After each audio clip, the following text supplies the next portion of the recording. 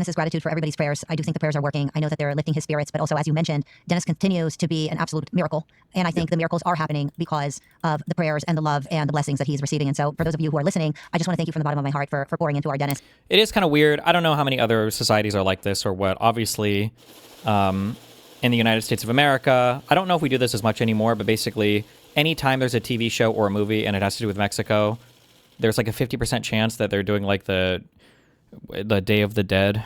What is it? Dios de Muerte, whatever the fuck it is. And then there's some conversation about how, like, in America, people really don't like dying, but in Mexico, we accept death and it's more friendly. And living room was the name for the dead bodies and blah, blah, blah, blah, blah. I don't know how true that is. The more I think about it, though, I do feel like in the United States, sometimes we have a pretty unhealthy relationship with death. Like, we fight it a lot. There's a normal amount, obviously, you shouldn't want to die.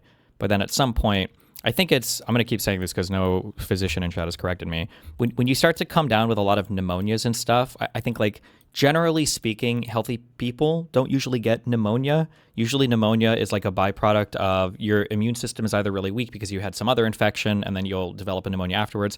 Or if you're approaching the end of life and your body is just kind of like generally weakening, your breathing is a little bit fucked and like complications are happening, like pneumonias and stuff, and breathing problems start to develop. And at this point, like, there's only so much that doctors can really do to kind of like stabilize you. Like, whatever they fix, you're probably going to be back in the hospital again in a couple of weeks. And then your general health is just declining and it's just a really miserable state of affairs. And I think